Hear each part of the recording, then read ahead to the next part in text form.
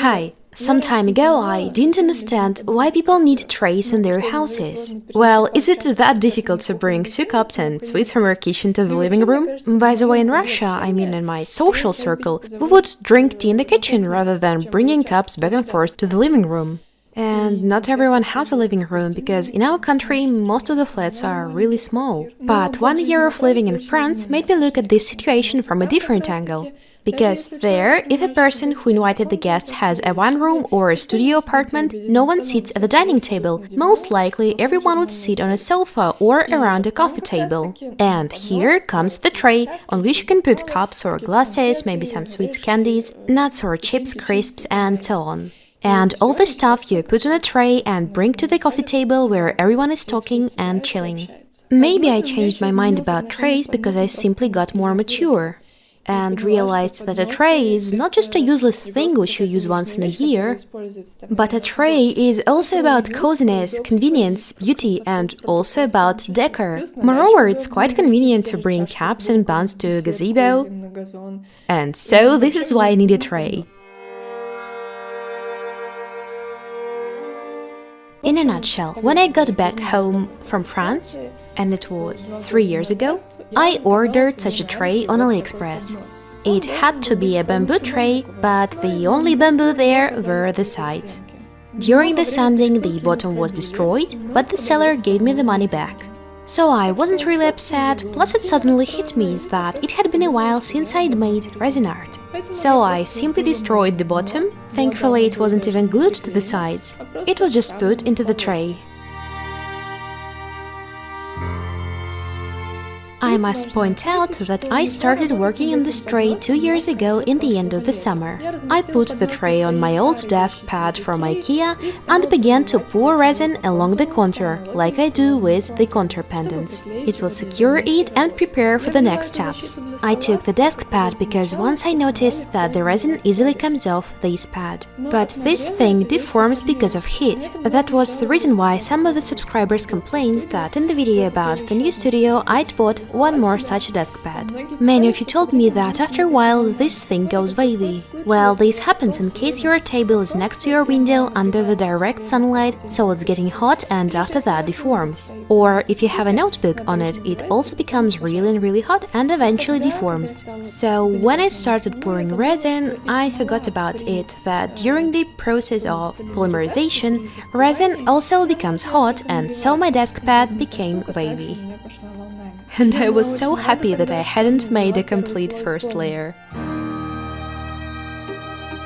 One more reason for starting this project from scratch again was that I decided to stain the sides of the tray. And as I wanted to make the bottom semi-transparent, I mean, if I stained the side after I'd poured resin, there would be these bright spots left. And I was going to use my favorite dark stained wood. And as I needed everything to be well stained inside, I began taking off the old resin to start everything from scratch. The resin easily broke, and when the pieces were really small, I used pliers to break them. The resin came off literally in huge pieces along the perimeter.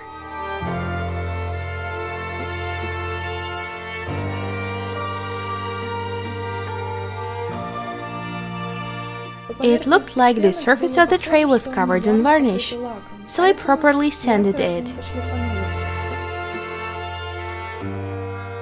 Then I took the most forest color of stain wood, which is the oak color, and then I stained everything.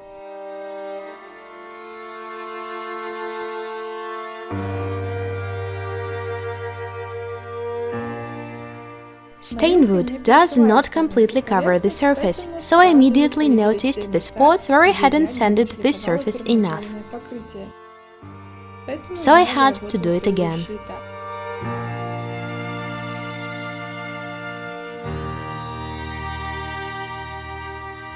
And stained the tray again. So we got this old-looking tray. There are some rubbed-off spots, some of the spots have more stain, some of them less, but I was completely fine with it. To make the bottom of the tray perfectly glossy and even without any sanding, that time I took plexiglass. I peeled off the film only on one side to use it as a dust protection later.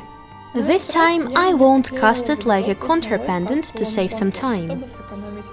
I simply attached some masking tape on the sides. It will easily peel off the hard resin, plus this time I'm using thick resin for resinart, which dries much faster, so it has no chances to leak. The main thing is to do everything at a right angle to the plexiglass, so no hollows where resin might go will appear, and so I won't need to sand it. Sometimes you can make your work simpler, and this is exactly such a case. There were a few times when the tape was tearing because of my nail, but I just put some more tape on those places.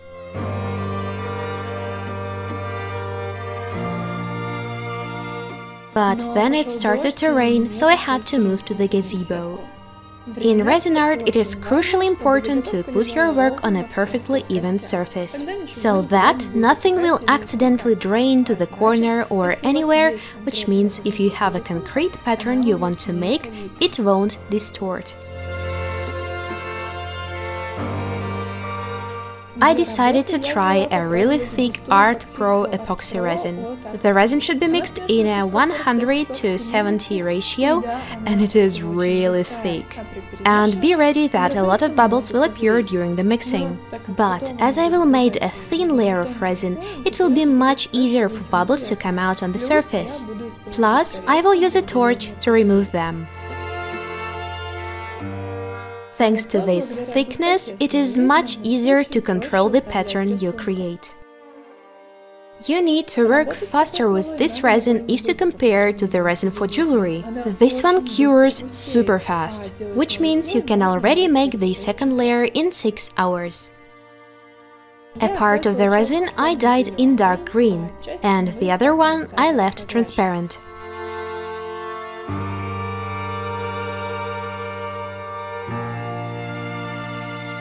Spread it out with a hairdryer and blend the border between the colors.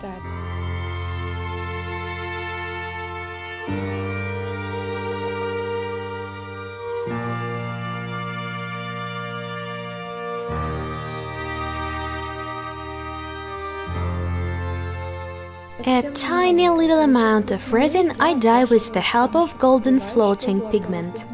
It is different if to compare to common pigments because it stays on the surface of resin and creates the effect of so-called liquid gold. The effect is seen only when it's completely mixed into the resin, so you can't see it while I'm mixing the resin. But if I leave it for a few seconds, the effect appears on the surface.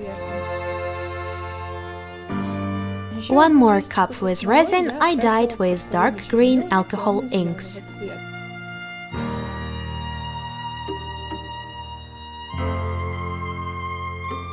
I thought that the first layer was quite thin, so I decided to add some transparent resin to the center, so it will move the green resin to the corners. Also, I poured some more dark resin along the perimeter.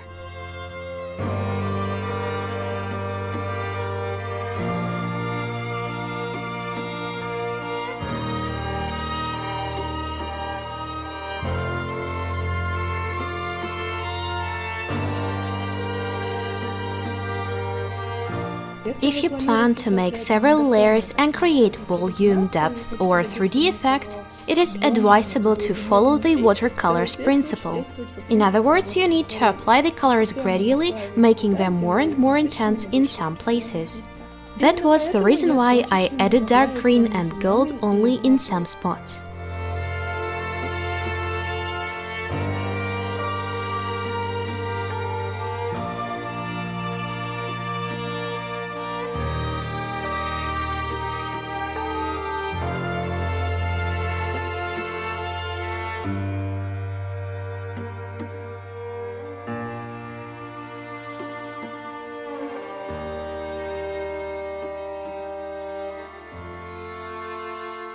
The golden line spread and some of the pigment will come out to the surface. But only a part of it, because the resin is already really thick, which you can see if you look at the waves created by the hairdryer. It was like pushing the pigment deeper into the resin, and it will be really difficult for the pigment to come out to the surface. Removing the rest of the bubbles with a torch and protect the pattern from dust with the film and masking tape. And wait till the next daylight hours.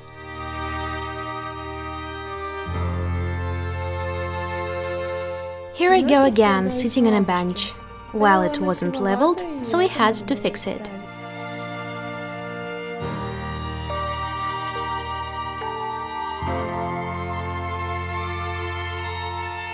Cleaning all the cups from dried resin, and now I can move on to the new layer. But before that, I peeled off the tape, because I couldn't wait anymore to see how the edges under the tray were looking like.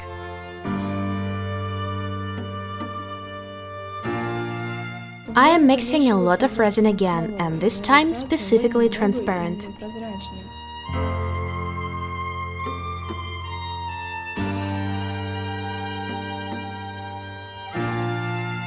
I believe that many of you have already guessed, especially those who are not new to this channel, that I'm making forest-looking shades for the tray.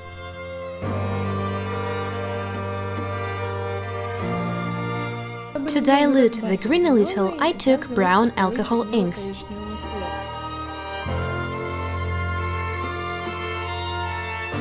A part of resin I poured on the tray and added a different brown color to the remaining half of the resin.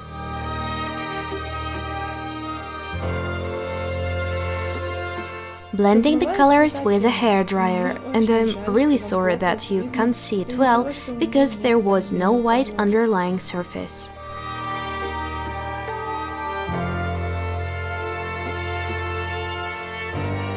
I also took a light green pigment and added it to a small amount of resin to diversify the green shades in the tray.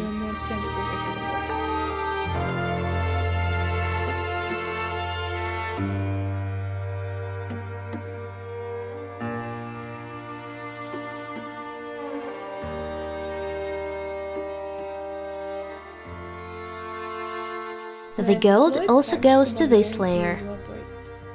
I must repeat that I love golden inclusions and glitter, and not because it looks expensive and rich, but because I associate them with magic. The brown floats and partially hides the gold, and it gives one more peculiar effect.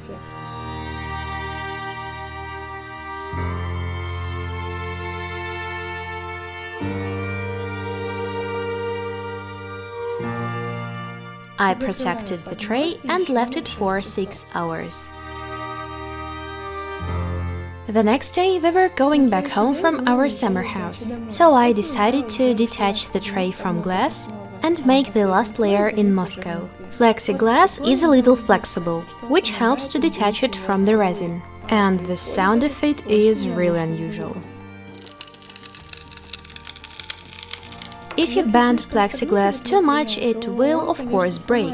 So here what you need is to bend it a little and wait till resin will naturally come off.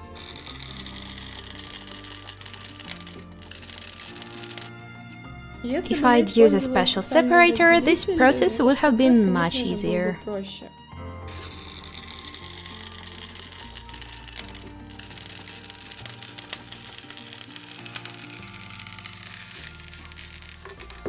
But the surface turned out perfectly glossy anyway, and this is what's really important.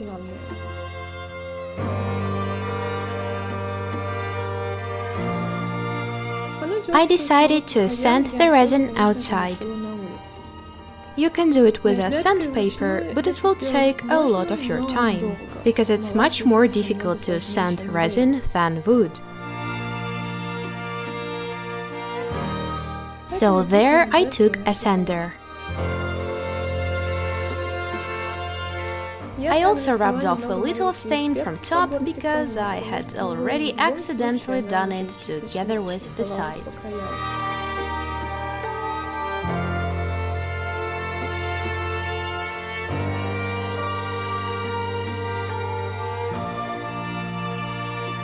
I also dyed a little of resin with some other light green inks and added a little of gold.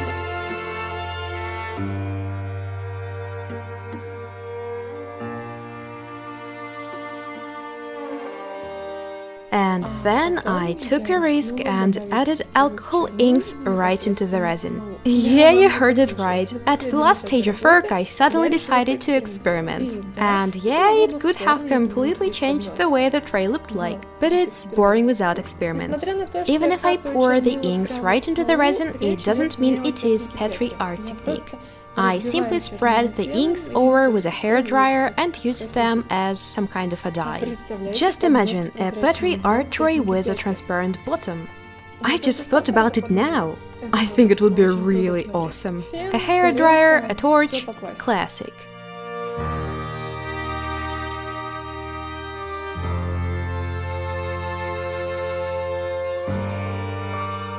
After I'd sanded the tray, I forgot to cover the sides.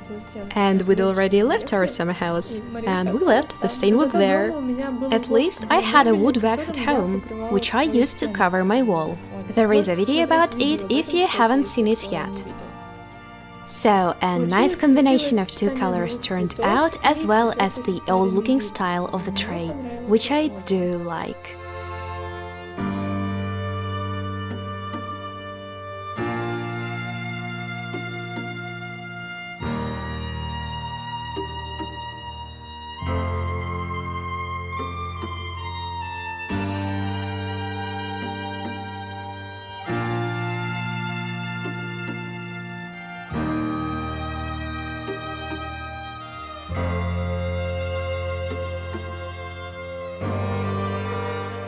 After all this, I was thinking that actually it's quite easy to make such sides for a tray from scratch, because all you need is the boards, a jigsaw to make such shape of a handle, which I really like when it's not just like straight lines with holes, but when the handles have such a shape. And I think for this you'll definitely need an electric drill to make the handles and connect them like that with jigsaw.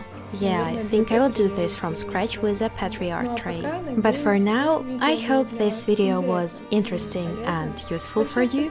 Many thanks to my sponsors for support.